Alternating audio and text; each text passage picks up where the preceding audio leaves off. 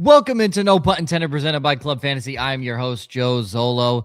We are now on to our league-winning 2026. Yes, we're already thinking about next season. League-winning 2026 fantasy football draft targets and values. We are in a lull week. This is the, actually, let's not say a lull week. It is big week, guys. The Pro Bowl is here. So for the two of you that are going to tune into that, to watch all these Pro Bowlers do absolutely nothing in Orlando, Florida, well, this is your week, and maybe you can bet on that. But we're going to focus on the 2026 season because that is what is most important to us right now. We have quarterbacks, running backs, receivers, tight ends that you want to look for and target, and you do want to tune in, open your ears. We had some pretty good ones last year. They're going to want to keep an eye on for this coming season. Let's get into it.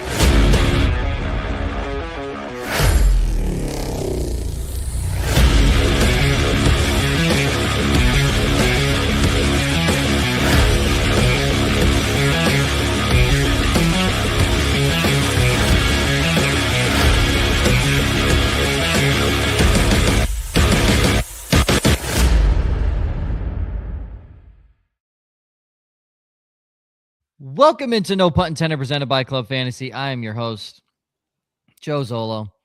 Gentlemen. I was trying to do this because the Pro Bowl's not in Orlando this year. It's in San Francisco. Oh. Is it? Oh, I didn't even. They've moved it now to the week before during that goes to show you how shit marketing how insignificant it is. Joe, I need to interrupt right away. What is your hoodie? Mayday. Oh, okay. Let me back up so you can get it in its full glory. Love it. Okay. So to answer Caesar's question, at least one person on this podcast is cheering for the Patriots. It was funny. This was a question that came up in the office today. Again, for those that don't know, I work for the Savannah Bananas, so we are very much a sports office. Yeah. And Carolina Panthers friend, he was like, I love Drake May. Now, he is a Panthers fan. He grew up, obviously, him and Drake, you know, say a lot of the same values and stuff like that. He's like, I love Drake May. I love his wife. I hate the Patriots. But he's like, I also don't want to root for the Seahawks. I'm like, yes, correct. Root for good football, first of all, but yeah, this will be something that we will discuss a lot next week on our Super Bowl prop bet show. But yes, Patriots, Seahawks. Obviously, this square is rooting for, or this rectangle is rooting for the New England Patriots. I have a soft spot in my heart for the Seahawks. I'll probably be rooting against you this year. Well, honestly, if it was anybody else but the Patriots, I would also be rooting Seahawks because how funny would it be for Sam Darnold to win a Super Bowl? That's kind of where I'm at. Like Sam Darnold just giving a big fuck you to everybody in the NFL. No, not everybody. Not everybody. Just the Jets. That's or the Jets, the Panthers. My all favorite the teams that bailed on. My favorite tweet from this week is that if Sam Darnold beats the Patriots, the third pick was worth it for the Jets. I mean, when you think about it. So, it's very interesting. Again, we'll dive more into that next week. But remember, like and subscribe if you're on Pull or Tiffy. That's Apple or Spotify. Other podcast platforms, hit the follow button. Super Chat is available. I don't know why Ryan keeps laughing. I can never not laugh at that. It's the most ridiculous thing to me. Pull or Tiffy. And then Discord as well for more football talk. Again, this is a year-round show, and so is the Discord. Josh is dropping the link in Facebook, YouTube, and Twitch right now. So if you don't have it, go ahead, click on that and join. News and notes. A lot more to fill you guys in on. It's been a busy week in the NFL, not just in the respective championship games, but we have some head coaching hires, and none of them are good. So I disagree with that. None of them are good. Let's go into it. I disagree with that.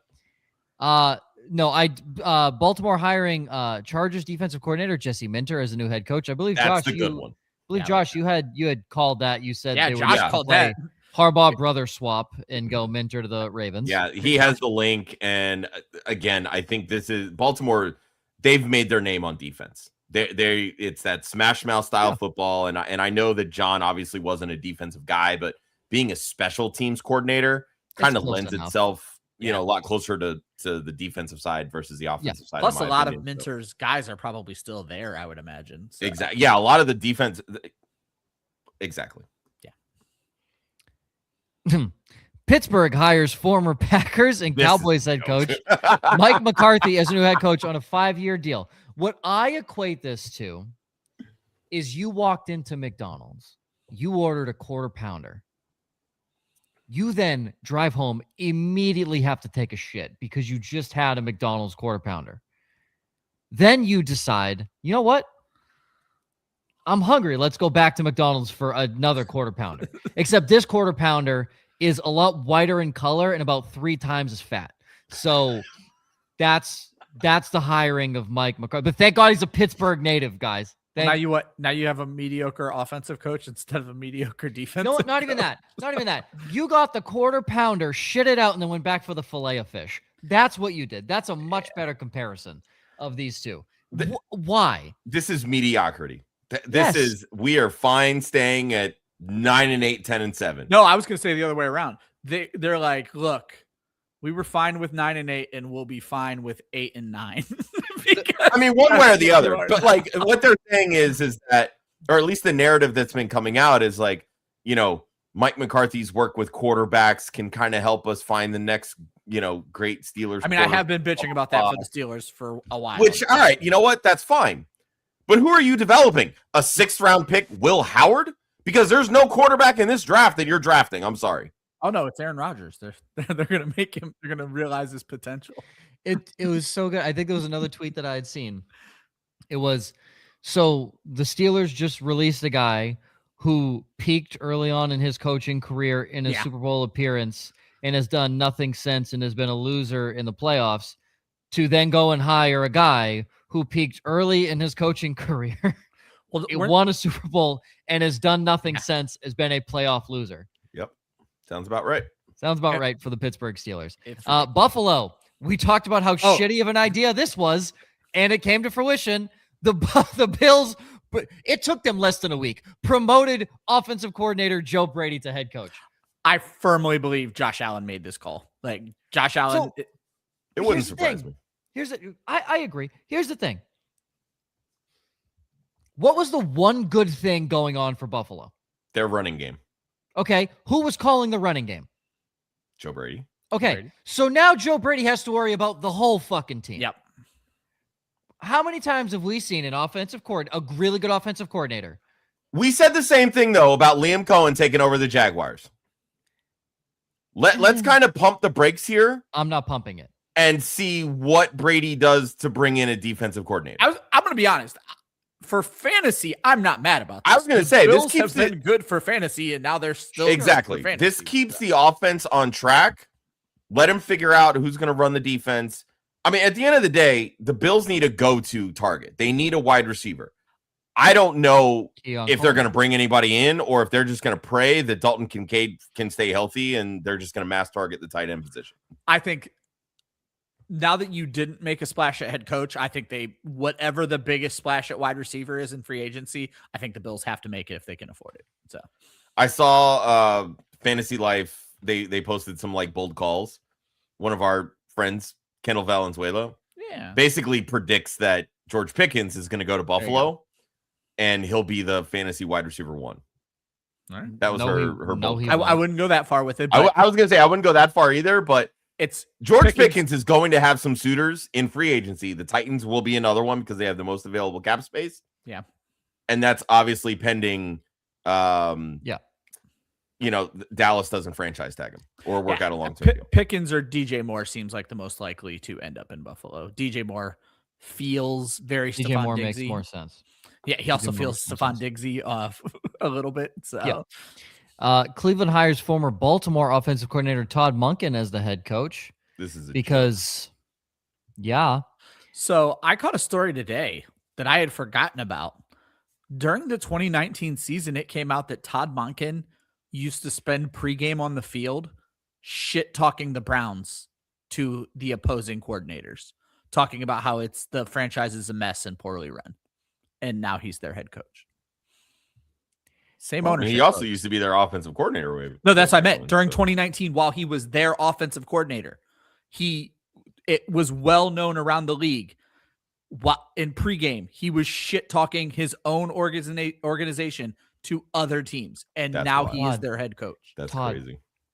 like, just go back to Georgia, buddy. Like, you just stay at Georgia for I don't life. remember which one of you. He two could have said it. followed John and become the offensive That's what he coordinator wanted. with the That's Giants. what Harbaugh wanted. Yeah. I don't know which one of you two said it, but their consensus is this was Monken getting his first chance at head coaching, knowing full well he is a transition coach. One of you said that in our chat immediately. Yeah, Josh said there was all of us knew this was not a long-term thing. Yeah. Jim Schwartz, the DC, who was in the running for the Browns head coaching job, tells the team he does not plan to return in 2026, and yes, he is still under contract. I'm going to quickly run this story for any of our people who've missed it.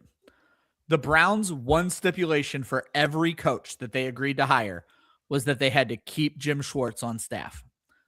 Somehow they had it in their heads that they were going to interview Schwartz, but he was going to be okay getting passed over. He was not. So the one coach that seems to have agreed to keep Schwartz on staff gets hired, and then Schwartz tells him to go fuck themselves. He doesn't want to be with the team next year. Crazy. Good. Browns going Brown. I love it. Brown's going to Brown. Yep. 2 teams without a head coach, Arizona and Las Vegas, and that former head coach of Arizona, Jonathan Gannon, is the DC of the Green Bay Packers. Bobby Slowick, former OC of Houston, in 23-24 has been promoted to the offensive coordinator of the Dolphins. Pitt offensive coordinator Arthur Smith, he is the OC of the Ohio State Buckeyes now. Yeah.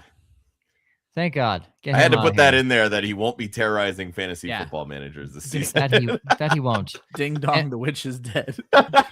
And then, okay, I hate this announcement because he's not your offensive coordinator yet. He will be when it's he basically the same thing that Mike McDaniel did with the Chargers last week. Yeah, I didn't like that. Yeah. That's stupid because I'm sorry. So hey guys, I'm going to go work for the Boston Red Sox, but if the Yankees offer me a job, that's where I'm going. No, that's not how shit works. I'm going to quickly jump in here. I read something an hour ago that he is committed, that he is their offensive coordinator. Great. Lies. Absolute Vegas lies. might be in trouble then because they've got to be banking on somebody that's still in the playoffs. Josh McDaniels was signed as a head coach and then backed out. Once I see Brian Daboll week 1. I was going to say, we're talking about Brian Titans Daboll to the Titans, folks. I'm just letting you know we kind of stomped all over this one. But I did read he is committed at this point. Former head coach Brian Daboll set to become the Tennessee OC under Robert Saleh if Daboll doesn't get hired as the head coach for the Raiders. Again, stupid. But that would obviously be great for Cam Ward. The Jets have parted ways with Tanner Eggstrand because that was the problem.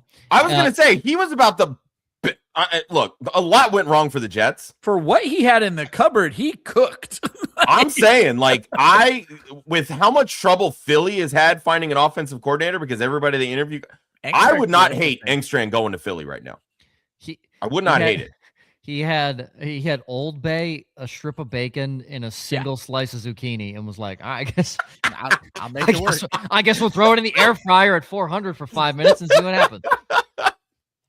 It wasn't good, but at times it was edible. Anyways, Denver has fired offensive coordinator Joe Lombardi. Yeah, he wasn't even the one calling the plays. Oh, look, he's a terrible OC. I'm not saying he's not, but I guess, sure. And 2 big ones, Josh, you did not add in here. Yeah. Drake May is going to the Super Bowl, so he needs to be replaced in the Pro Bowl. Shadur Sanders seemed to be the guy that the NFL was like, you know what?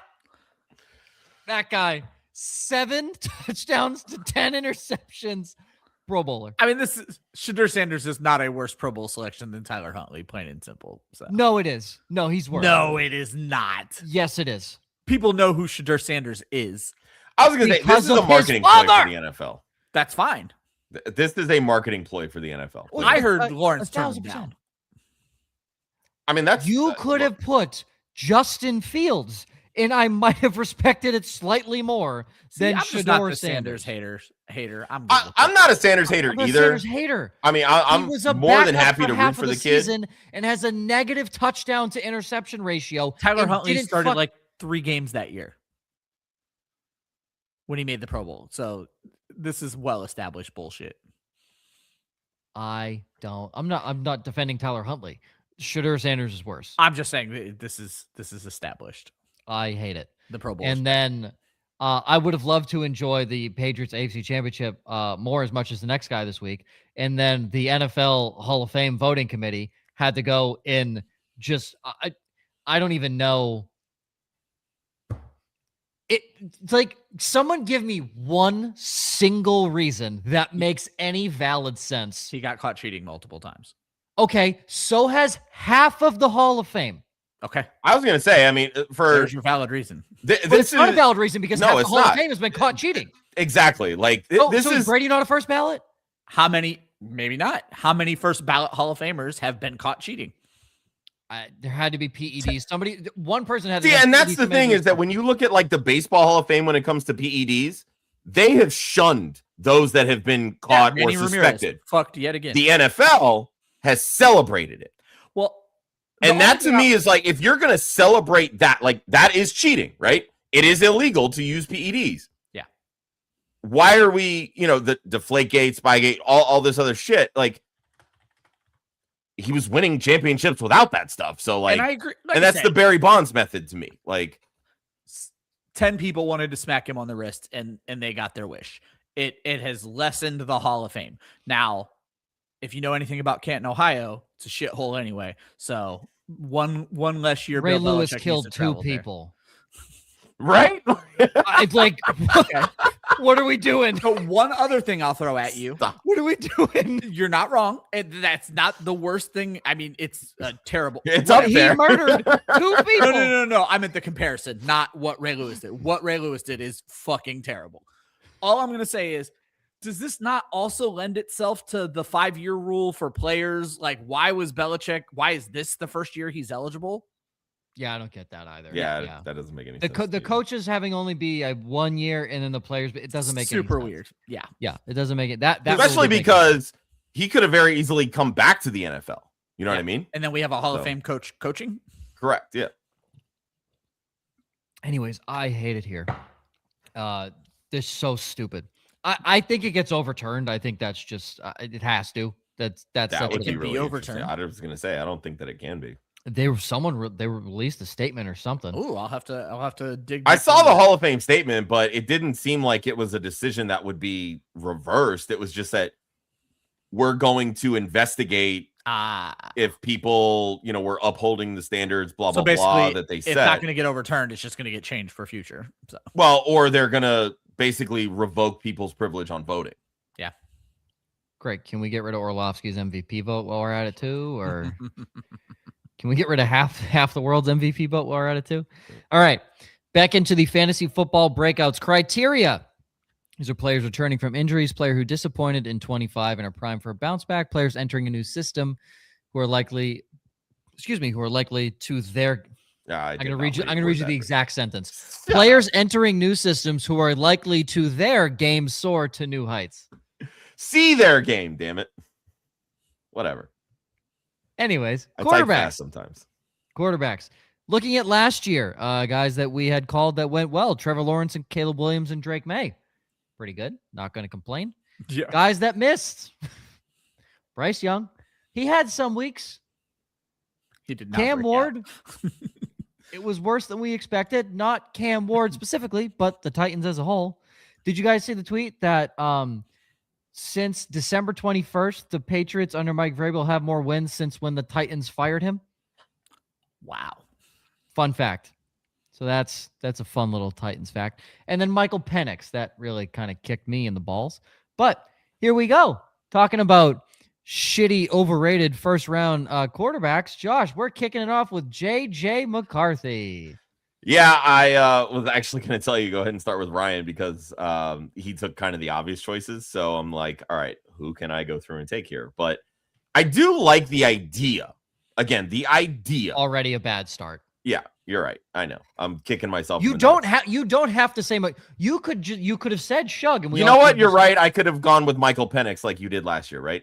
Yeah. Look, well, no, we're all going to make some dumb picks. Or you guys could have read my notes and said that we were all three going to pick the same 2 guys, and we could have kept this segment short. Yeah, let's be honest. We're not going to do that. But anyway, look, this 2025 couldn't have gone worse for JJ McCarthy. It could have. Missed 7 games, dealt with injuries, averaged only 12.5 fantasy points over the 10 games that he did play.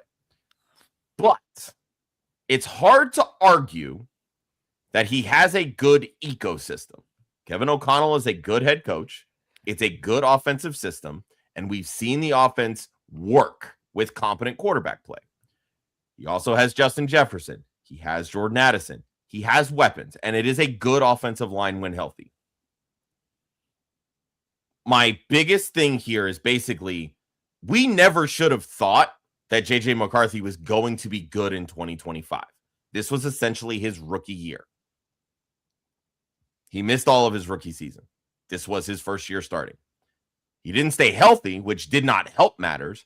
But now he's going into, yes, it's his third year, but essentially it's year 2. He's still within his first 17 starts in the NFL. So the first half of the season may still be a little rocky. But the way that Justin Jefferson and that body language, the way that he was acting towards the end of the season, obviously you could see the frustrations, but you could also tell he wants to make it work with J.J. McCarthy. I think these two are going to spend a lot of time together this offseason. That is going to lend itself to a lot more, all right, McCarthy dropbacks, fuck it, Jefferson's out there somewhere. Yeah. And I think when you have a young quarterback with an elite wide receiver like Justin Jefferson, that is going to lend itself to potential upside.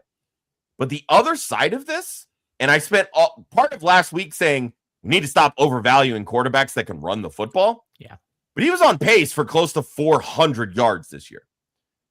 If he gets 405, just from a rushing perspective, that still lends himself to a pretty solid floor.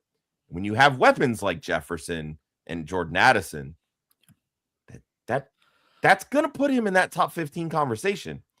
And he's likely going to be drafted in that quarterback 24 to 30 range because everybody's going to look at what happened in 2025 and write him off thinking that he can't get better.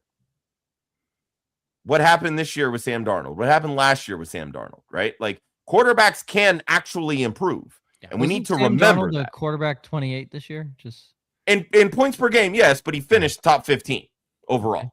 And he was the top 10 quarterback last year in this Viking system. Yeah.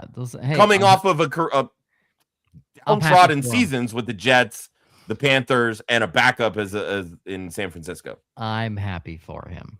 Yeah. I'm just saying, you're not spending a high pick on J.J. McCarthy. That's the whole point of this. Any pick on J.J. McCarthy. And that's fine. And then if he does break out and you pick him up off the waiver wire, you're going to be pretty damn happy about it. Maybe. I mean, I saw some things I like. 5 multi-touchdown games. As Josh pointed out, you brought up the rushing yards. 4 rushing touchdowns is the far more impressive thing. The thing that baffles me about the Vikings in general is they don't have a excellent running game with Aaron Jones and Jordan Mason. McCarthy threw the ball sub 25 times so many times this year. So I'll be interested to see, and I didn't go back to look at Darnold's numbers, but I'll be interested to see if they open things up for him next year or if he's just incapable of that. I'm in a more cautious phase than Joe than just full out rejecting this. I'm full out rejecting this. Fuck this guy. He's bad at football. From a second-year guy going into his third year to a rookie going into his second year, and we will start with the Ole Miss product of the bonehead that we all love to love. Yeah, is Jaxson Dart. Yeah, Dart's interesting to me just because, again, Josh, I'm probably falling into old traps here, but for both of the guys we're going to talk about, it's the borderline elite rushing upside we saw from them based on today's NFL. Dart only played 12 games last year, but he was a top 5 rusher among quarterbacks, but he also added 15 touchdowns to that with an insane 9 rushing touchdowns. What really threw me off, I remembered he was good, but I was trying to look for splits. Whenever we do this show, I try to look for points of the season where guys were better than what their year-end finish was. From weeks 4 to 10, Jaxson Dart was the overall QB1 in fantasy football, which is, that threw me off. I remember him getting good. I did not realize that for that 7-week period, he was the best quarterback in fantasy football. Then he obviously had some injury issues. Where I wanted to go for my next split was how did he look coming out of their bye? And the Giants had a really late bye this year, week 14 bye. From week 15 on, and I counted week 18 for this, he was the QB 10 in fantasy football. I like the things he showed us this year a lot. Certainly the rushing upside. Obviously, you lose the Todd Monken sweepstakes there. We don't know what this offense is going to look like, but I do think having a head coach who is experienced with rushing quarterbacks and quarterbacks who kind of do shit on the fly, I think Harbaugh is going to give this kid a very long leash. And for fantasy purposes, I think that's going to turn out fantastic. Yeah, I like Jaxson Dart too. We kind of touched on him a little bit last week. I mean, when you have the rushing ability and the high-end rushing ability that he has, you have top 5 upside, plain and simple. The question is ultimately going to be, where does he start to fall in drafts? Like we saw what that top 5 looked like last year. How we were pushing up guys like, Jayden Daniels, obviously Lamar Jackson being up there, Jalen Hurts, Josh Allen. Now Drake May is going to be into that conversation, right? Joe Burrow is probably still going to be up there because we've seen the highs that he has. So if we have an opportunity to draft Jaxson Dart inside the top 15, but not quite the top 10, perfect. He becomes that perfect value pick in the he starts to 8, 9, 10th round. And that's when you're like, all right, I got myself a steal. He starts to look like this season's Drake May, putting it bluntly. Yep. So 100%. Moving into also, I don't think losing the Todd Monken OC war is a bad war to lose. He's not a good offensive coordinator. I'd say he was their pinned offensive coordinator was kind of the thing. So that's fine. You're not wrong. He's not great. So, but you know what? This opens things up. He could land Cliff Kingsbury now. Yeah, which would be great for fantasy. That'd be very good for fantasy. That might be a little scary for Jaxson Dart as a human. A lot of 1-yard touchdown runs. That's for damn sure. Yeah. A lot of 1-yard concussions. Has there ever been a running back more built for Cliff Kingsbury than Cam Scatterbo? Right? Absolute menace. And then a combo here between Brian and myself, and I believe Josh he just decided to put. I think we would have all picked the same 2 guys, to be perfectly honest. If I tried to differentiate a little bit. Yeah, that's why I put Cam Ward, and I didn't really like it, so I just went with Shough. Tyler Shough, he got progressively better throughout the season as he was playing. He won 4 of his last 5 games, which is pretty good. Obviously, winning is not a fantasy football statistic, but then showing he is playing decent football. In that stretch of 4 wins, 2 300-yard games, he threw 1 interception to 5 touchdowns. He got, again, progressively better, looks very comfortable, has a good weapon in Chris Olave, a very good weapon in Chris Olave. Yeah. I'm not going to sit here and tell you he's got anything else that's good on that offense because the O-line's terrible. There's no backfield, and maybe Juwan Johnson. He's a good serviceable tight end. He'll do something for you, but he's not going to knock your socks off or something the defense is going to focus on. But again, we're not comparing apples to apples here, but a year 2 quarterback in Drake May made his, again, we talked about last week, no stud offense operate very well. I don't know if Shough is making that elevation, but I mean, go ahead. Kellen Moore has clearly been able to find something with him. And if there's a good offensive mind to do it, Kellen Moore could be that guy. Great OC, wide open division. And what I think makes that interesting is New Orleans in that division could be a spot players want to land. I also think there's now some intrigue about Alvin Kamara staying with the team. And obviously he's not what he once was, but he could be an interesting weapon as an ancillary piece. They need to add a wide receiver. Joe, you kind of hit on all the things I wanted to hit on. Most importantly, that he got better seemingly every start. The notes I found, QB 13 from week 8 on when he took over the job. QB 10 after his week 11 bye, but that was when I excluded week 18 because week 18 doesn't count for fantasy. But for our purposes of projecting a breakout for next year, he was the QB 5 from week 12 to week 18. And I just think that really speaks to the potential we're seeing from this kid. We need to see the passing touchdown numbers go up. When I was looking at him and Dart, they kind of had similar seasons, but Dart just outpaced him with passing touchdowns. Shough did run the ball 4 times per game. And I know, again, I keep going back to this, Josh, after we talked about it last week, not doing it, but that could be 70 rushing attempts this season. And that is enough if he can improve those passing numbers where I don't think it's out of the realm of possibility that Tyler Shough is a top 10 fantasy quarterback next season based on his 3 rushing touchdowns from this year. Yeah, I think there's plenty of upside with Shough. I mean, he's another, I think we're getting into an age where QBs aren't statues in the pockets anymore, that they can scramble. And, even if you're only adding, 200, 300 yards, that's still a decent floor, right? Yeah. And Shough is big enough that he could be a weapon in QB sneaks inside the 5. And he's shown that he's not afraid to scramble, that Kellen Moore is not afraid to run him on, naked boots or whatever. So, there's rushing upside there that at least keeps the floor high enough and he's got a big enough arm. Now it just boils down to what is New Orleans going to do this offseason to bring in a wide receiver to bring in a new RB1, right? Yeah. And, our good buddy who has kind of been the leader of the Tyler Shough train. Well, I was going to say, I want to quickly just interject here and I want you to finish your thought, Josh, but what a world for Hoove, who watched us shit on this dude every month leading up to the season. And now we're like, he's a pretty damn good breakout candidate.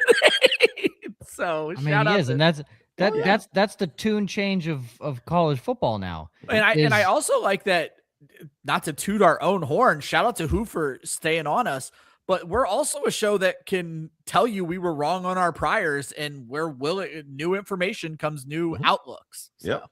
But yeah, like Hoove tosses around, like, they go out and they draft Carnell Tate in the top 10. They've got the 8th overall pick. Maybe they're able to bring in, if they're clear enough cap space with restructures, retirements, whatever. Maybe they go out and get Breece Hall. Now you team Breece Hall with Alvin Kamara, who's still a good receiving option. Yeah. You've got Juwan Johnson at tight end. Now you've got true solid wide receivers in Carnell Tate, who looks really fucking good. Really good. With Chris Olave. Continue to build the offensive line because they got their left tackle last offseason in the draft in Kelvin Banks. Now you've got an offense that actually looks serviceable. And as you mentioned, Ryan, this NFC South kind of sucks. That's what I'm saying. That I think might be the most important thing of all of this. Any last thoughts on Shough before I go into running backs? Beautiful. No. Beautiful. Running backs. Who do we call last year? Great question. We're actually pretty decent. Not too bad. Jaylen Warren, RB17. Serviceable RB2. Yeah. Tyrone Tracy. He was RB28, but he was RB16 after the Scattaboo injury. So if Boo Boo wasn't there, might have had a decent season. Yeah. Josh had Javonte Williams at 12. And then Kenneth Walker, who he was hyping up aggressively. And Clint Kubiak said, suck my dick. He's looked the part in the postseason, so the process was there. Yeah, I think Same with Ramondre Stevenson. So Clint Kubiak spent this Kenneth Walker spent this postseason proving Josh right. So I think there's also something to add in. That Seattle offensive line is not very good. No. Especially the interior of the line. Desired, yeah. If you've watched Anthony Bradford tape. It is arguably the funniest tape you'll watch in the 2025 season. I was going to say, thank God they have Grace Abel. He's even had some really tough. Well, moments. I mean, he's a rookie. Yeah, exactly. 100% rookie. I completely agree. He'll be fine later on in his career. I'm just excited for the Milton Williams / Christian Barmore versus Anthony Bradford matchup in the Super Bowl. I'm very excited to see that go down. And then myself, I had Ashton Genty or whoever ends up in Vegas, which was Ashton Genty. So what a January prediction by Joe Zola. Yeah, it was though. It's like that's what I said. Is whoever ends up in Vegas was Ashton Genty. Yeah. And let's dive into it now for this year, starting with Ryan because that flipped. And we're gonna go to the guy sitting on the thumbnail. We talked about him last week when Mike McDaniel was hired as the offensive coordinator or was announced as the offensive coordinator, but not officially hired because he might have been in the running for another job until they said, no, we don't want you. And then he was officially announced on social media as the guy, Mike McDaniel. Omarion Hampton is prime and set up to be in a, some would say, fairly good position with Mike McDaniel as his offensive coordinator. Yeah, what I wanted to do is just kind of look at the stats, and I know Hampton and Devon Achane are not the same running back, but I wanted to look at usage. So when you look at that, we were already excited with Mike McDaniel, and how could you not be when we saw what Devon Achane did? 238 carries, 85 targets this year. That is 20 opportunities per game. Omarion Hampton was only at 17, and let's not even talk about the limited games. Actually, let's talk about the limited games. From weeks to 1 to 5, Hampton was the RB10 in fantasy. He came out very good. We thought he was going to be rookie of the year, essentially.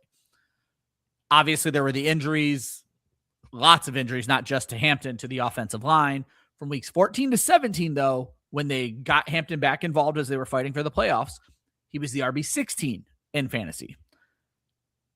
If he had played 16 games this year based on his points per game, he would have been the RB13. If he had played all 17 games, which a lot of running backs did this season, he would have been the RB10.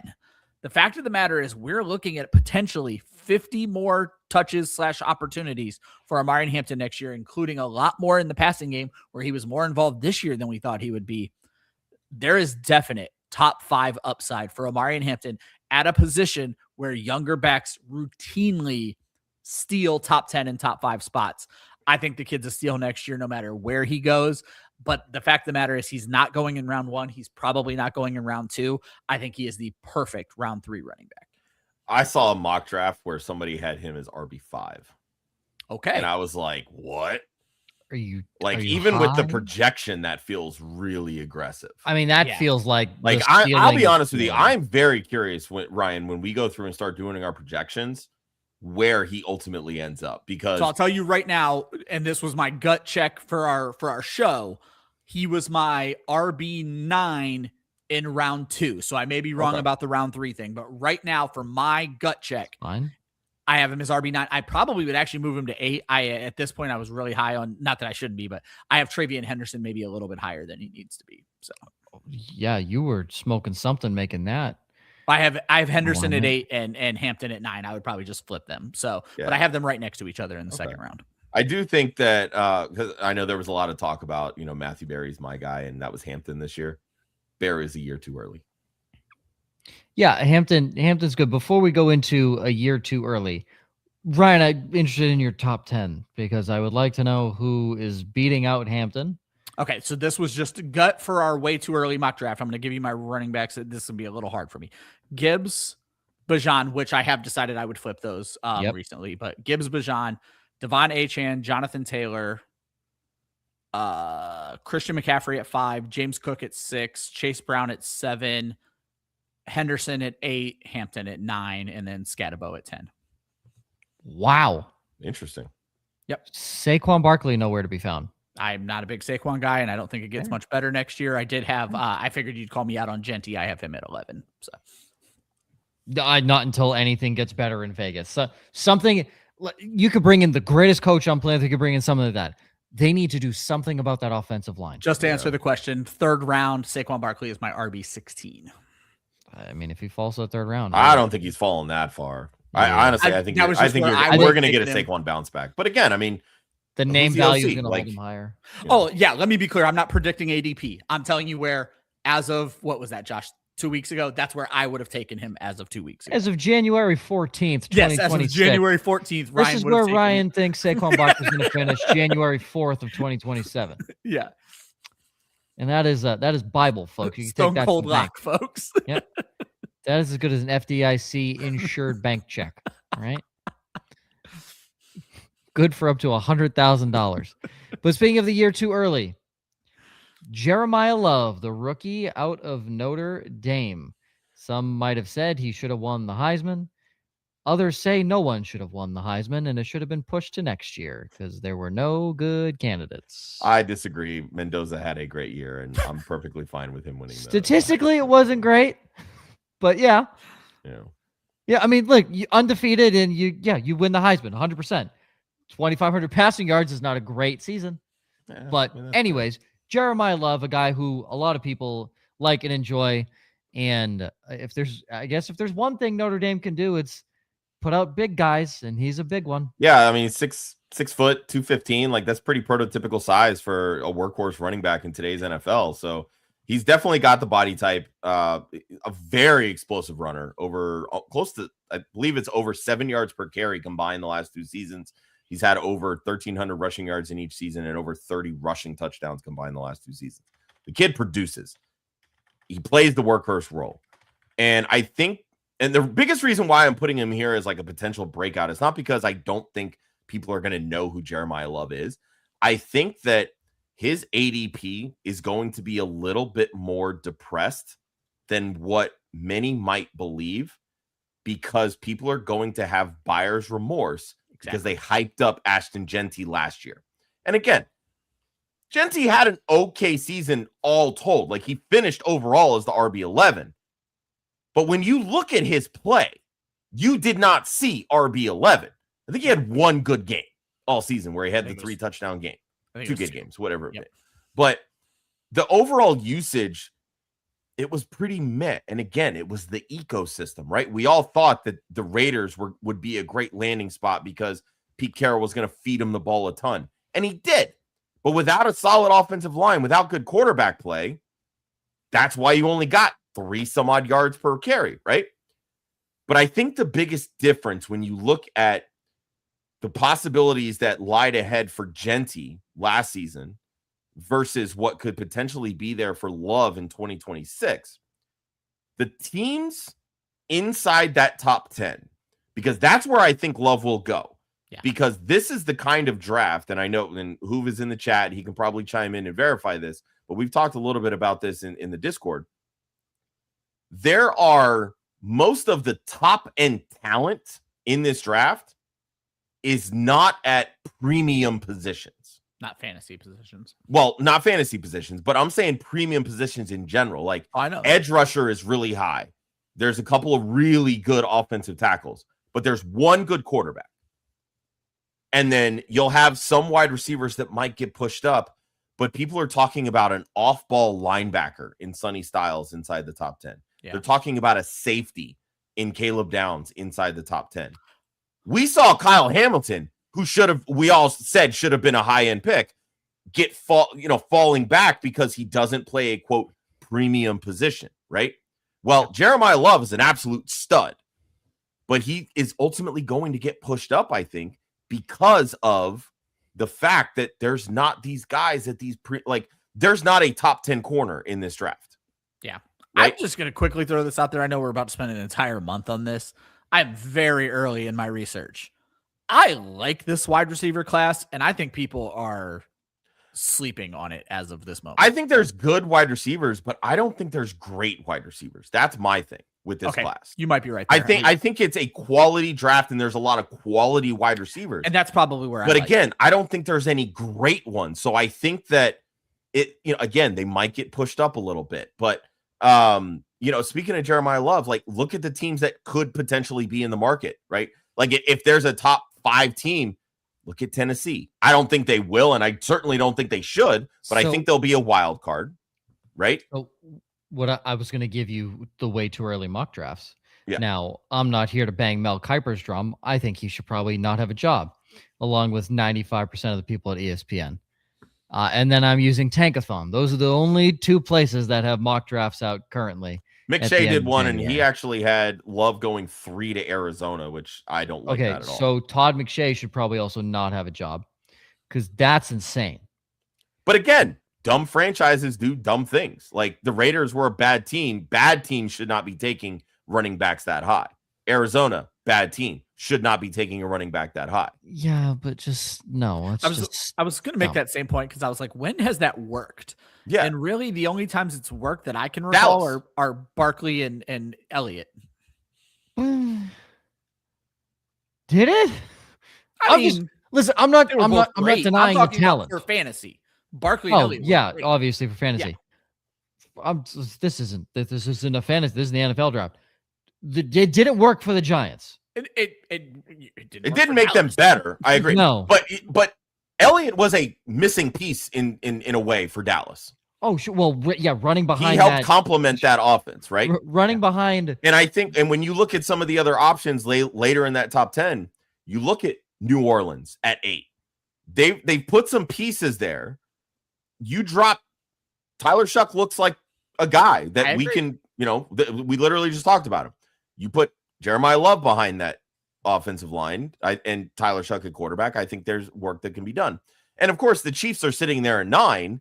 We've all talked about they're a running back away. They need an offensive piece. Jeremiyah Love is going to be a top 5 running back if he lands in Kansas City. If the Chiefs don't go Love or a wide receiver, they're fucking up. Plain and simple. So that's what I'm saying. Like, I think that there's better options inside that top 10 for Jordan Love this year than there were for Ashton Jeanty last year. Like, we talked about the Bears, right? Bears would have been a dream spot, but of course Vegas ended up taking him first. But I think that there's a couple other places that in theory might be able to talk themselves into our offense is a running back away. Yeah. Like Arizona. No. That is a dumb ass fucking statement out of Todd McShay. Oh my goodness. I'm just looking back because the one that is probably in the most relevance is we're talking about running backs that high is Ezekiel Elliott, because you then put him in an offense with, again, a decaying Jason Witten, but he was running behind the pinnacle of Zach Martin, Travis Frederick, and Tyron Smith. Mm-hmm. There was arguably the deadliest offensive line combination in the last 15 years. And then Jonathan Cooper. I was going to say, them and Philly were the upper echelon in offensive line for a long time. Oh, easy. 100%. And then Jonathan Cooper and La'el Collins weren't schlubs. Yeah, that's what I was going to say. They were literally 5 across, filthy. So. Yeah, you weren't doing anything. I'm sorry, I'm just here. The backfield in 2017, Darren McFadden. I forgot about that. Alfred Morris. Hell yeah. Ronnie Hillman. Yeah, boy. Ezekiel Elliott. Doggiest of dog backfields right there. Let me tell you. Little known fact, at that time, Zeke was the backup center. He was. That's 100% correct. He was. That's a crazy statement.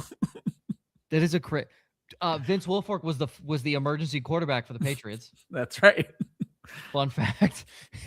If 3 people went down, guess who was up? Big old 330-pound Vince Wilfork warming up to go off of this. But yes, the 2 spots for Jeremiyah Love right now, Chiefs, Saints, they both feel like they would be solid spots. Yeah, obviously, I would not be upset by either of those. Yeah, the Chiefs much more so. The Saints don't exactly have a great offense. I don't know. I feel like Josh talked about hesitation from Ashton Jeanty. Could there not be some Clyde Edwards-Helaire hesitation if he ends up in there definitely could be. But I think, drafting a running back in the top 10 feels a hell of a lot safer than 31 or 32 for Clyde Edwards-Helaire. Yeah. But Clyde Edwards-Helaire was just bad. Like he was. Yeah. Like it was such a bad. If I had known, he literally had one good college season. He was one of those guys that was propped up because he was on a national championship. If I had known how small he was at the time, I would have had. First of all, I ended up with all of my CEH shares. All my CEH shares were other people giving up on him, and I just took him in on the cheap. But I did not realize how absolutely tiny that man was, and that just don't work. Yeah. He's small. From my side, I don't really have much here. Quinshon Judkins, this is a straight up Todd Monken play. Yeah. Like, yes, I know he's going to go into the season, maybe injured. If he'll probably play early on, might start the season, but this is a straight up Todd Monken play. You're going to have 3 games a year where you're going to be pissed that Todd Monken took Quinshon Judkins out and is not running him like he did with Derrick Henry. And then you're going to have 10 other games where Quinshon Judkins has 35 fucking carries. We're going to be talking about Quinshon Judkins season in December because I'm not mad about that. So. No, like I think it's going to be, he's going to be heavily utilized. I don't expect a lot of passing game work out of him a la Derrick Henry 21 because they do have Dylan Sampson. They do have Jerome Ford if he's still there under contract.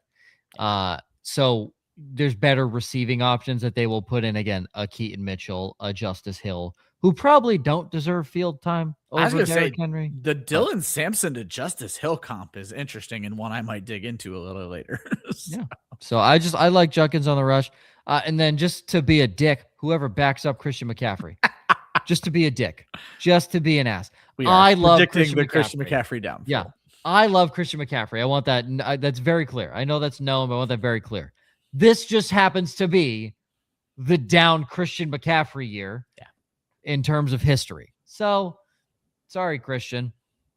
As of right now, that is Brian Robinson Jr. Not going to be. This is the last year of his contract. Yeah, I didn't think so. He's So it's going to be their 5th round pick, Jordan James. I like that kid a lot last year. Got him on a lot of taxi squads right now. Yeah, same. Should I go put him on a taxi squad right If you can get him, it might not be the Look worst out. idea. Bought a trade next year's first rounder for Jordan James. Don't do that. I'm gonna. Wide receivers last year, we called This is where things get worse. Roma Dunze. Started off great. I'll say I consider this a win for Josh. I consider that a win 100%. Roma Dunze got you at least 4 wins. 100%. That's good. Yeah. Yep. He won you over 33% of your regular season games. I'm probably considering this a win for Josh because we were wrong on every other pick. So Yeah, well, I mean, wide receiver being the deepest position, like it's hard. Yeah. Marvin Mims. It apparently was Troy Franklin's season, guys. Yeah. How stupid of me to think Sean Payton has a brain and would use Marvin Mims over Troy Franklin. My bad. Andre Yoshivas. Tough. turns out T. Higgins stuck around. Turns out T. Higgins stayed healthy. Kind of. Keon Coleman. Ryan, you need a new type, buddy. They deep faked Brandon Bean over Ryan Weiss in the Bills war room. And those are the clips you saw on social media. They really need to stop listening to me over in Buffalo. It's not working out well. And then Jalen McMillan. This was obviously had it way broke his before neck the yet. injury. This was way before the injury, way before the Emeka Egbuka draft pick. So just note that if we knew Egbuka was going to be there, it was probably going to be Egbuka would have filled in the Didn't spot. look awful to end the season. Yeah, I was pretty involved. So I mean, he's wide receiver 64 in points per game. I didn't say he was good. I just said he didn't look awful. yeah, but that's overall. I mean, if you took just like the games that he actually played, like where he ranked, he was top 24, I believe. Fair. I went Calvin Ridley, was really thinking that was going to help Cam Ward. I was probably mad you stole that pick from me. Dude only averaged like 6 fantasy points a game. Yeah, it was not good. It was really not pretty. And then I fell trapped to the DeMario Douglas because I was like, you know what, Josh McDaniels, you have a slot receiver and you're going to use him. And you didn't know Diggs was going to be there at that point. So I did not know Diggs was going to be there, and Diggs was the slot receiver. Yep. So yes, and they put Pop outside and was running him on deep routes. So, guys, don't put too much stock into the receiver position here. All right, we want to preface that. I feel good about my picks, but I also don't feel like they're crazy. Like I feel really good about one of my picks. The other pick I threw up in my mouth as I was putting it on the page. Yeah, I feel good about mine, but they also you're going to know their names. Jordan Addison feels fake. That one doesn't feel real because he had a good season. Yes, I know he did. No, he really didn't have a good season this year. I mean, he's had a good season in his career. Well, go back and read the criteria that I put. No, I understand the criteria. I still think you're cheating. Don't argue with the man who created the rules, Joe. Yeah. I still think you're cheating. Okay, I still don't. I mean, you can call it cheating, but his ADP is going to be depressed because of how bad JJ McCarthy was this year. Yeah, he's depressed because he keeps getting fucking arrested. So let's not talk about Jordan Addison. Odds are he misses 4 to 6 fucking games because he gets arrested again. Jayden Higgins is very interesting because we did see points towards the end of the season where he was torching defenses. Yeah, I mean, big wide receiver, 6'4", 215. Ryan, this is right up your alley. I don't know why you didn't fall for Jayden Higgins. I did. I had him well ahead of Jalen. Okay. Well. All right. Just making sure. But no, like we saw the increased usage, especially in the middle of the season, like knocking off that injury or not the rookie rust, getting more comfortable in the system. I think that Titans offense really started slow, getting adjusted to Nick Caley's play calling. We saw some very up and down CJ Stroud. Towards the end of the season, he started to look a little bit more consistent. What CJ Stroud are we getting? The 4 interception in the first half against the Patriots? Or are we getting, 225, 2 touchdowns, maybe an interception sprinkled in here and there? What I do know is that Jayden Higgins will have the opportunity to be the second target on this team. Yeah. Dalton Schultz is getting older. They clearly like Higgins. Yeah, opposite Nico Collins. Without Nico in that playoff game, Dalton Schultz losing, or not losing, but leaving early, he saw 10 targets in this game, ended up with 59 receiving yards, which, again, against that Patriots secondary, that's not that bad, especially for a rookie. So I think that there's room for a potential 80-plus type target season, and that should creep him inside the top 36. And this is a guy you're going to get 10th round or later. Yeah. Josh hit the one that I had Higgins in the sheet, and then I thought what I just saw from CJ Stroud, and I backed him out. And I completely agree with Josh. Like I said, I love Jayden Higgins. I think it's a great pick. I just don't know what CJ Stroud we're going to get. It was such a great way to say it. Brian, going over to you. You have two guys. I don't know which one is your lock and which one is your yucky pick. Oh, I am not a fan of the Alec Pierce type game. I think it's interesting what he's developed into, but he was my one I did not. I think Luther Burden, I think we are on the precipice of Luther Burden being very, very good for fantasy football. He was the wide receiver 48 this year, but he came alive at the end of the season. From week 10 on, he was a top 24 wide receiver. He had at least 3 targets in every game from that span. We were worried about his usage early on in the year. While 3 targets isn't a lot, they at least made him a part of the offense. But more importantly, over that same span, he averaged 6 targets per game. Then you get into the playoffs, which I know don't count for fantasy, 7 targets per game when you get into the playoffs. If Luther Burden is at 7 targets per game next year, and this is a show that fully believes DJ Moore is not a Chicago Bear next season. If he's at 7 targets per game, folks, that's 120 targets. That's double what he saw this year. If you double what Luther Burden did from 2025 into 2026, he is a top 10 wide receiver in fantasy, and that's on 3 touchdowns. It's not like you need to double a shit ton of touchdowns. And while it's ancillary, he also ran the ball 6 times this year, got him an additional 3 fantasy points. I think as we head into year 2 and Ben Johnson's able to get more creative, we see a little bit more of that part of his game, something that we were comping this guy to Deebo Samuel at one point last season. If they're going to use him all over the field and we're going to see his targets explode to over 100, I think Luther Burden is the most interesting fantasy wide receiver next season. No arguments. I love him. Yeah. Love me some Luther Burden. I didn't know how much I loved him, Josh, until I did this show sheet. And I was like, oh my God, I've not been. Yeah, I mean, I mentioned him as kind of a must-have in the middle, late round or mid rounds on last week's show. Like I'm in on Luther Burden. It's going to be interesting to me to see, because I think you're going to see this year or this coming year in 2026 drafts, Luther Burden, Rome Odunze, they're going to be drafted right next to each other the same way that DJ Moore and Luther Burden and Rome Odunze were drafted next to each other this past draft season, because we didn't know who was going to be the wide receiver 1. Yeah. And I think you're going to see kind of similar this year with Rome and Luther. So, again, you might be able to get Luther Burden at a discount if you do think that he's going to be that wide receiver 1. And just a reminder, folks, Club Fantasy with the best scouts in football.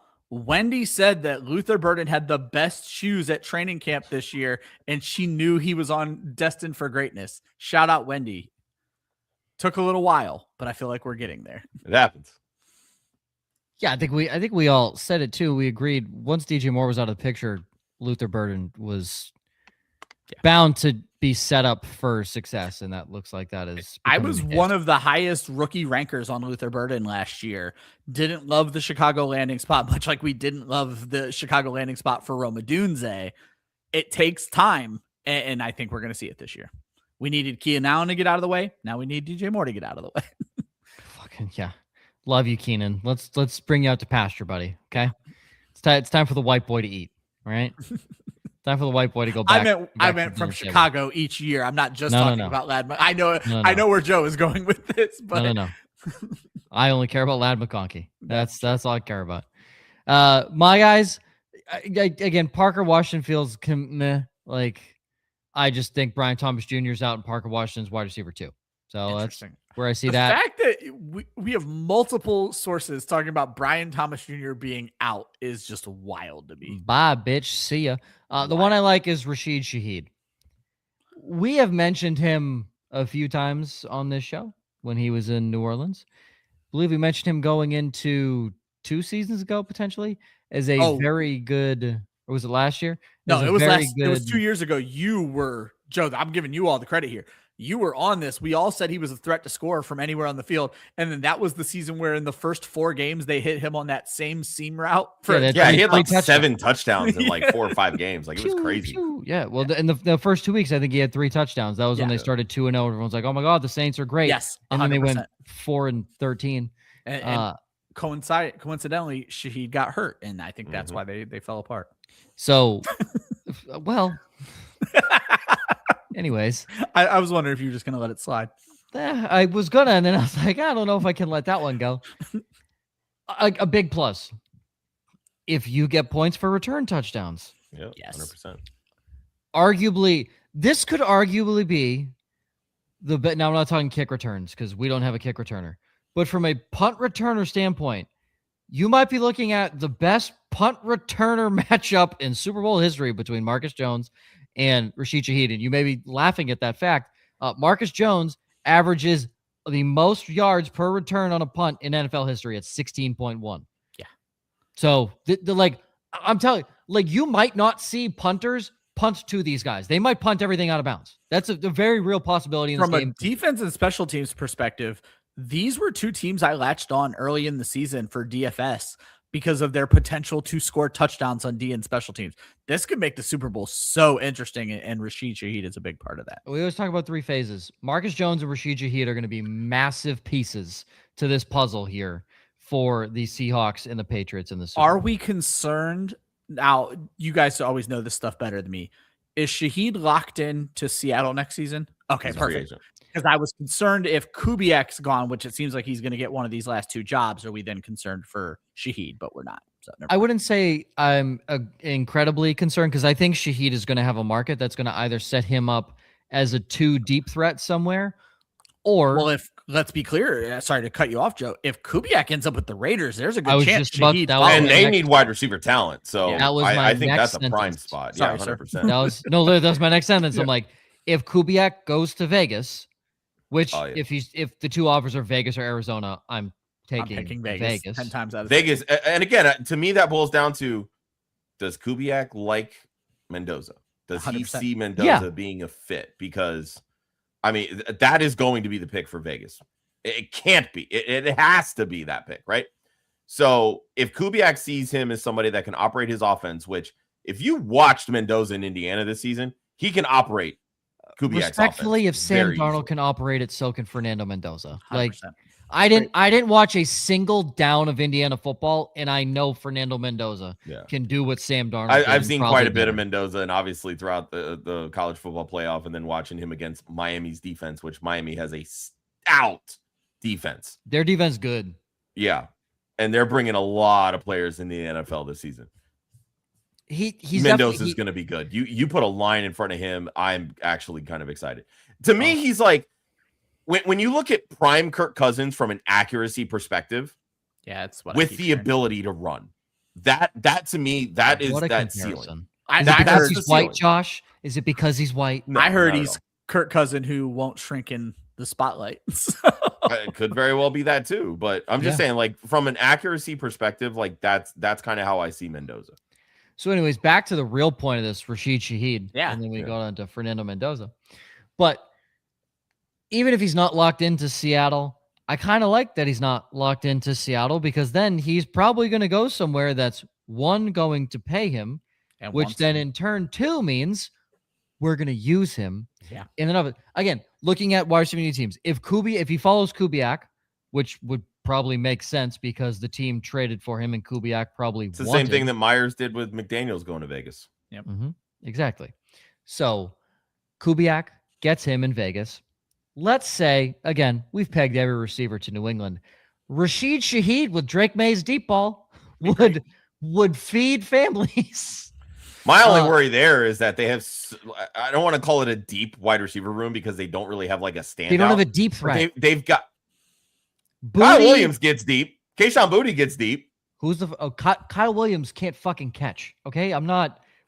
I've seen him catch quite a few deep balls. Thank you very much. I've seen him drop quite a few deep balls as well. So players can get better from year 1 to year 2, Joe. No, they can't. Not this guy. Receivers in the Patriot system? No, they can't. That's incorrect. Receivers in other systems, yes. Not in the Patriot system. They don't get better. They only get worse. Okay? Just saying that there's possibility there. But I like Shaheed a lot. I've, again, been on him since his second year. So I think there's a prime opportunity for him to be utilized. And he's not just a deep threat. He can do other things. Oh, yeah. But he's going to cook every DB in the NFL. That's the X factor for the Seahawks in the Super Bowl, by the way. Spoiler alert for next week. The X factor is Rashid Shaheed toasting Carlton Davis at least once in that game. Guaranteed. I'm doubling Rashid Shaheed and leaving Gonzo one-on-one with JSN. Just like, let it happen. Let him go at it. I'm not letting the speed kill me. While JSN has speed, he does not have Rashid Shaheed speed. That's scaring me. I'm also obviously fictitious. We're focusing on JSN. If you shut down JSN, Seattle's offense doesn't do anything. It's over. That you shut it down, they don't do anything. Again, that's the next week conversation. We're gonna get vintage Cooper Kupp. It's gonna be great. That's what my coworker was saying. He was like, "Look out, Cooper Kupp." I'm like, he runs a 4.8, and Marcus Jones runs a 4.3.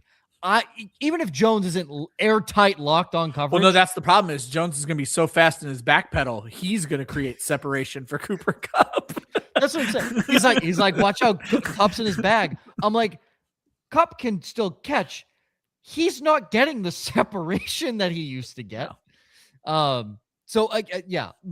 If you shut down, go look at the box score. The box score will tell you from last week. If you stop JSN, even if you cut what he did in half, the Rams run away with that game. Yeah, JSN played hero ball. That's what it is. So, and hey, maybe you should throw to your best player. Maybe every NFL team should learn that. Maybe feed your best guy. Joe Flacco in his 35 targets to Jamar Chase that one game. Exactly. Tight end position. Oh, baby. Talk about tough. This one was tough. Now, granted, they all suck. So yeah. I was right in this. I was the only one that was correct. We made an excuse for wide receiver that it's so deep. We do not have that excuse. No. And in all reality, I was the only one that was correct. You're right. Ryan, you had Theo Johnson, tight end 18, and Jatavian Sanders, tight end 50. Yes. Second-year breakouts did not happen. They did not. Josh, Isaiah Likely. Good Lord. Well, he started off with the injury, and I don't know what happened, but yeah, that was bad. Todd Monk. And then Chigoziem Okonkwo. Yeah, he essentially got lapped by the end of the season by rookie Gunnar Helm. Gunnar Helm, baby. Crazy dog, you mean? Yeah. Put him in my parlay. Aaron Jones fucked up that parlay, but it almost hit. I forgot about that. Your touchdown parlay, yeah. Dude, that fucker. Anytime touchdown, Gunnar Helm. I had 7 other things happening, and Aaron Jones couldn't get over 50 rushing yards. Yeah. You cuck. You suck, you dick. Anyways, that was for $700 on a $2 bet. I was going to say, I knew it was some wild ass. You ass. Oh. Anyways. And then mine, I said they all suck. So, was I wrong? Yeah, McBride doesn't. No, but here's the thing. But the breakout players did. McBride wasn't a breakout. So they all suck when you think about it. Josh, Pitt's finishing his tight end too. Like, I'm not wrong. I would say, yeah, the breakouts, calling Pitts a breakout, yeah, we would have allowed that. Most of the breakouts were rookies, plain and simple. Hold on, would you though? Because each year Pitts technically got better. Yeah, but really, but he got progressively more. He had 1,000 yards his rookie year. What was he last he had year, 4 touchdowns. Hold on. In 2024, he's gotten better in touchdowns. Yes. He was the tight end 15 last year. I would have allowed him to be called a breakout in he was the tight end 15 in 2024. Fine. I would have allowed it, and it would have been right. Okay, that was the only one, though. The rest were rookies. If you weren't plugged into the rookie at tight end, which why the fuck would you be? You weren't going to call a breakout. Correct. So. We will bounce back to the all-encompassing one that I think we all agree on. But Josh, we're going to jump back to that one, but we'll start with Laporta. I think this is just a quick little overview, and you're going to say Drew Petzing is your reasoning in the big name, but literally what I put in my notes. It's Drew Petzing. Okay. That's it. Like Drew Petzing comes from that Stefanski system, wide receiver 1, tight end 1. That's what he had in Arizona. Yeah. We saw the benefits of Trey McBride out there. Trey McBride, tight end 1. Sam Laporta, we've already seen overall tight end 1 usage from Sam Laporta. Suffered the injury this season, but has slowly regressed since that rookie season. Now he's going to be in an offense. He still has playmakers, sure, but Drew Petzing loves dialing up to the tight end position. Yeah, you're going to see a lot of Sam Laporta this season, and I don't think he's going to be drafted as a top 3, top 5 guy. Dalton Kincaid was your real breakout. Yeah, that's interesting. This is a guy. Now here's a guy. I was like, wait, where have I heard that before? Yeah, hold on. Let me do the whole thing. Now here's a guy. How was my Chris Collinsworth slide? Is that good? That's good. The chair slide. I thought it was pretty good. Dalton Kincaid can't stay healthy. Dalton Kincaid doesn't like the ball sometimes. And excellent analysis. Thank you. I mean, I'm 2 for 2 right now, guys. Tell me I'm wrong. We see it. It's there. It's there. It's there. It's there. Will it happen? And again, you're not going to be paying top end prices for him. He finished as what? You're not. With the way the rookies broke out this past season. Yeah, not with Kincaid. So Kincaid is going to be going in the exact same range as Hunter Henry next year. I don't know about that. Guarantee it. He did this past year. I think he's in the 6 to 10. I think he's in the dead zone. No, I don't think so. Why? He was the tight end 20 something this year. He's not going to get elevated that high up, especially when we had so many rookies that broke out this past season. So and Kyle Pitts as well. Like you're going to have so many people that just again, Dalton Kincaid didn't do anything so exponentially great that people are going to be like, that's a top 10 tight end in 2026. But the reason that I like him as a breakout is partly for that reason. He's going to go under the radar because people are going to fall in love with the rookies that broke out in year 1. We saw it with Sam Laporta. That's the first one that came to mind, but I know there's going to be Kyle Pitts before that. There's going to be guys that are going to make that leap, right? Kincaid, year 3, played the fewest games of his career. Yes. He's missed 9 games over the last 2 seasons. Not great. He played all 16 because they had the missed game with the DeMar Hamlin incident. But he had 90 targets in his rookie season. This is the first year in 2025 that he averaged over 10 fantasy points a game. With the continuity at offense with the play caller, because Joe Brady's still there. This is going to be still Joe Brady's system. Josh Allen was targeting the tight end quite a bit down the stretch because they had nobody else. Yeah. Joe Brady does not run a system where he wants and or needs a bona fide go-to wide receiver 1. Like, I firmly believe that outside of the temper tantrums with Stephon Diggs, them moving off of Diggs was Brady was like, I don't need him because his system works because they spread the ball around so much. And literally right after jettisoning Diggs, they spent a first-round draft pick on Dalton Kincaid. He's a big slot. 59% of his career snaps have been out of the slot. He was over 54% this past season. And again, more than doubled his touchdowns in a given season. Scored a touchdown in each of the playoff games. You count the playoff games, he scored 7 touchdowns this past season and played in only 14 games. That is what you want out of the tight end position. Because unless you're seeing 100+ targets, you want a guy that's going to score touchdowns. Yeah. We've seen Josh Allen throw for over 30 touchdowns. We've seen him count for over 40 touchdowns. If you get one of those breakout Josh Allen seasons again, who's going to be the beneficiary of that? You're looking at Dalton Kincaid right now, the way that this current Buffalo Bills offense is constructed. And you're going to get him in the 16, 17, 19, 20 range. I don't think he's going to be that bad. So I was just quickly looking at last year. I think there are 9 set to go ahead of him. McBride, I think Pitts did something for himself. So McBride, Pitts, the 3 rookies from last year, Warren, Fannin, and Loveland. I think Ferguson probably, because people are going to remember what he did. He'll be a dead zone tight end, 100%. Yeah, Brock Bowers. And I'm not saying these in order. I'm just going by this list. Kittle, and then who was number 9? Laporta, who you brought up, Josh. I think those 9 are set. Well, keep in mind with Kittle, Achilles tear. Oh, that's a good point. Kittle's out of this discussion. So he's gonna his ADP is gonna be massively depressed. I don't know, Josh. I tend to agree with you. I don't think he's nearly going past 15. I think I'm closer to Joe. I think Kincaid could sneak into the dead zone then. And I think my guy could as well.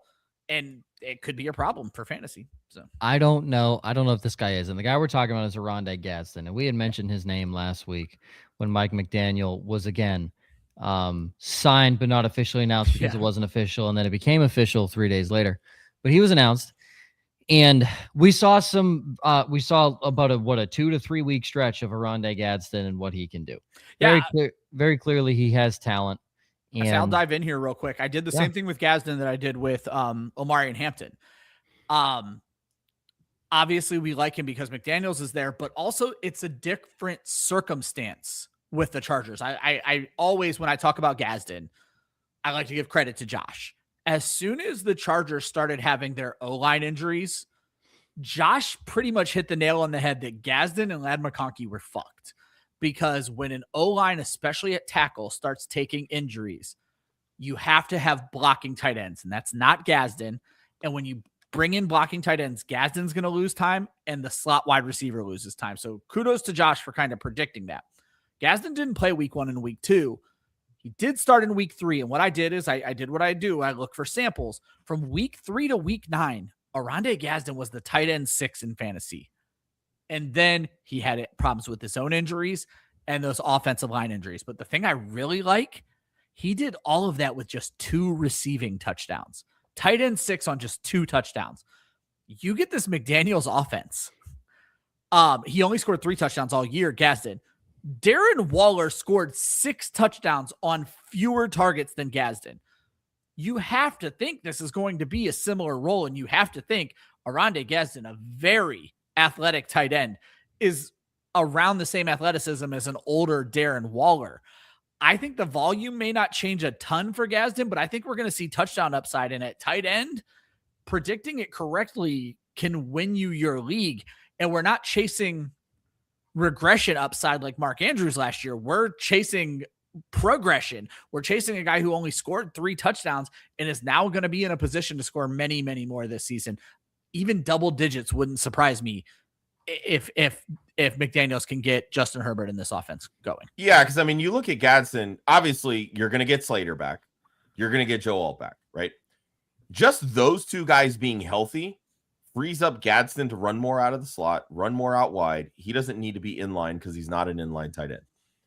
But when I look at I don't even want to call it a sample size, but like the history of the Mike McDaniel offense, like he's a former run game coordinator. So like this is why I'm mostly bought into Oronde Gadsden, or not Gadsden, excuse me. Omarion Hampton. That kid is going to fucking eat in this offense because that is Mike McDaniel's bag. But when you look at how he was in Miami, he condensed that target tree. It was all Tyreek Hill and it was all Jalen Waddle, right? Yeah. And then when they drafted Devon Achane, he started to creep in because we knew how quality of a pass catcher he was. So it was essentially a 3-target tree. It was those 3 guys and everybody else. When Jonnu Smith popped, it was because Waddle was dealing with injuries and Tyreek Hill couldn't stay healthy either because he was dealing with the wrist injury, and these guys were in and out of the lineup, and they needed someone else. So Devon Achane kept his targets, but then Jonnu crept up, right? Last year, no Tyreek Hill. Waddle became the top target. We knew what Devon Achane was going to do. And then Waller had his pops because they didn't have anybody else. So when you look at how that transposes to what the Chargers have on offense, Ladd McConkey is going to be one of those top 2 guys. How does Quinton Johnston fit? Because we've seen the touchdown production. We know he can get deep, but we also know he has very inconsistent hands, and he's not a great route runner, right? Yeah. Omarion Hampton, as a pass catcher, I don't know that he's going to reach Devon Achane levels, but he's going to catch the football. Yeah. So then does Gadsden, like, where does he fit? Is he a 40 target guy? Is he maybe a split with the running back and they're more like 60-60 in targets, right? That seems and so then it becomes Gadsden has to have that touchdown production. So I think that kind of similar to what you were saying about Dalton Kincaid, I think people are going to get overly excited with Oronde Gadsden because of that, and he becomes less of a value at that point. And that's fair. I quickly want to throw out, Joe, before I let you jump in here. I went and quickly looked. All 6 of Darren Waller's touchdowns last year were inside of the 20-yard line, and 5 of the 6 were inside the 10-yard line. So it seems like that's where McDaniels is using his tight ends. Just a few so things. Now you run into literally what I talked about last week. Don't chase touchdowns.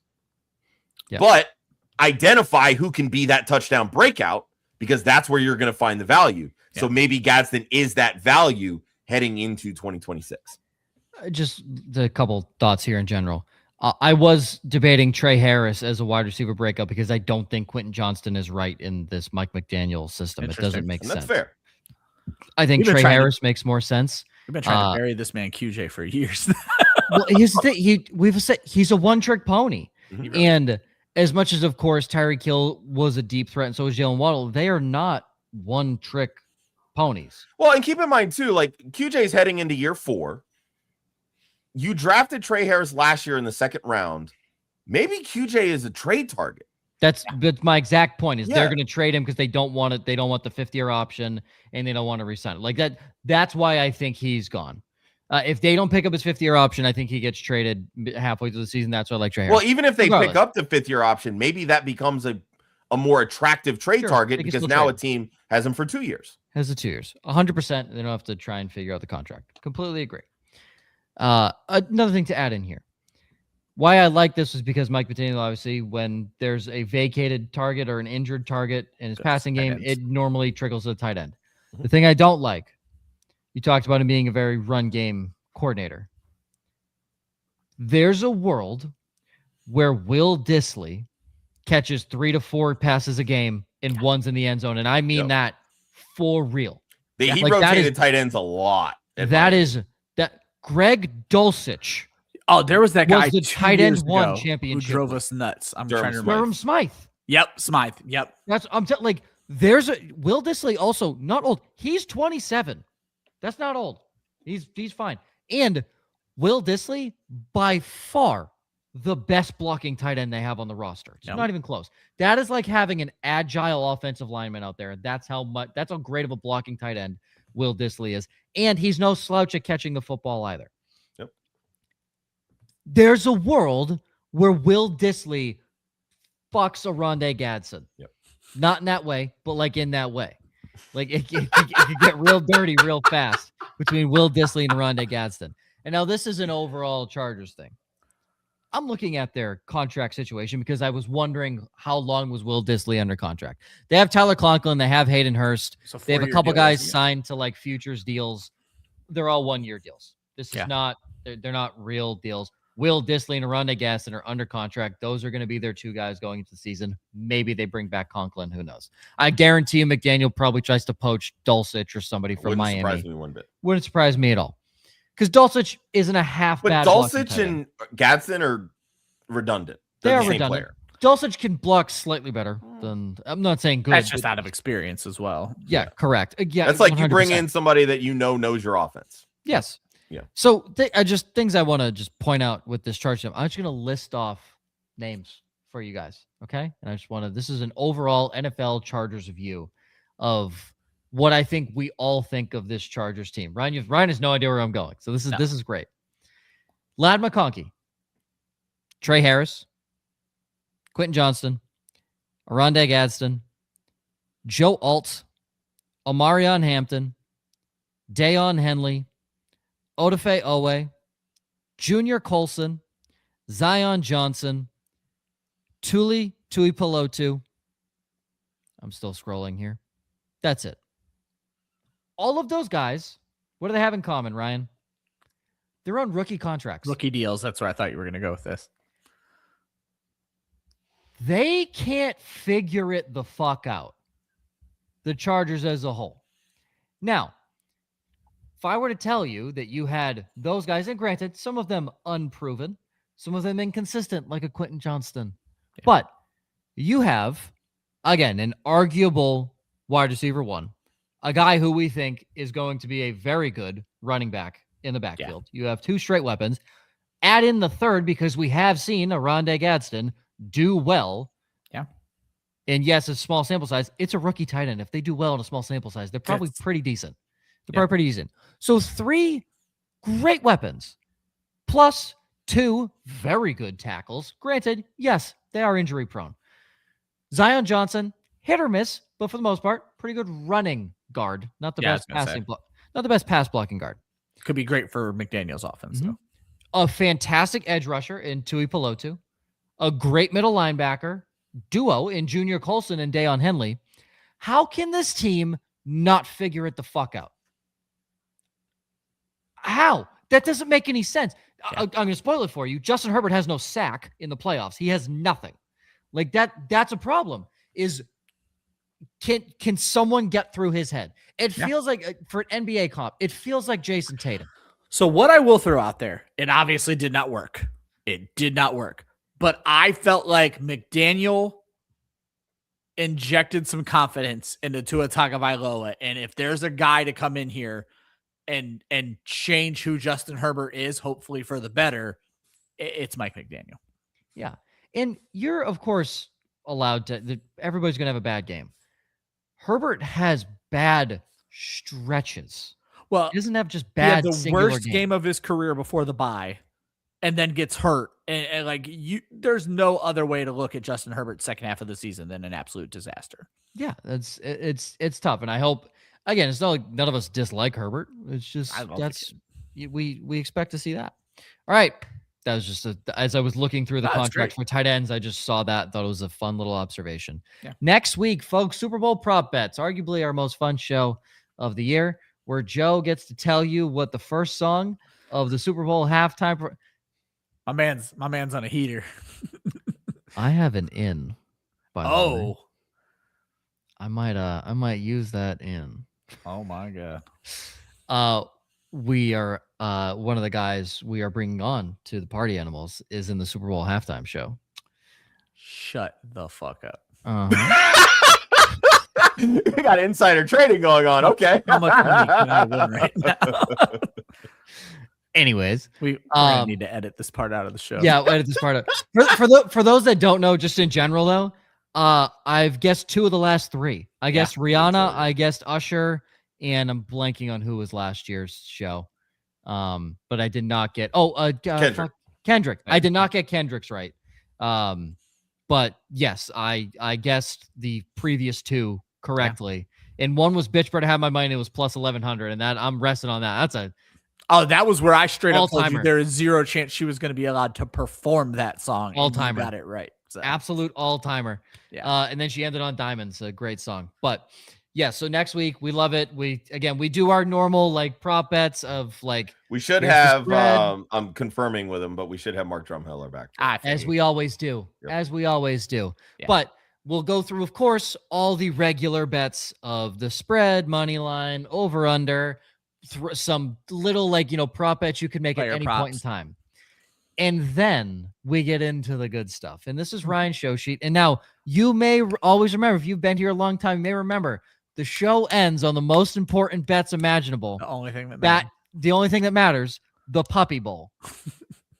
Specifically, will 2 dogs have sex on the field? Odds that I have not been able to find in 3 years. So I just keep the same odds in the show sheet. It's somewhere. It's at some offshore book. It used to be your sheet like 4 or 5 years ago, and I've just kind of added to it. Gotta be somewhere. Yeah. Listen, it's somewhere, and if you can find it, it's the funniest bet you could ever make. Forget Kalshi, forget this bullshit that Pauly market. No. Will 2 dogs fuck in the Puppy Bowl is the best bet you could ever put your money on. It's awesome. It's so funny. The people who stuck around to the show for 90 minutes expect nothing less from us. So good. But that is honestly, it's one of our most fun shows of the year. Yes. Truly. My face hurts after that show. It's one of the most fun shows of the year. And Mark even says it. He says it's one of his favorite things he does every year. So we hope you all guys join in. I was worried I wasn't going to be able to be there because I thought I'd have work, but nope. I'll be fine. I don't have the cruise until 2 weeks from today. So very excited for that. And of course, weekday, every single show, every single week, guys. We are here. I believe it is just us in the off season. Correct me if I'm wrong. I'm not sure if anybody else. We'll have some more content, but have some more content. Beautiful. Yeah. But again, for those new prop bets next week, Super Bowl recap. Then we're diving into free agency preview, then free agents, then rookie previews. Then we're at the draft. And then, hey, guess what? We're looking at next season. Yep. That is how quickly the offseason moves, and we are here for every single bit of it.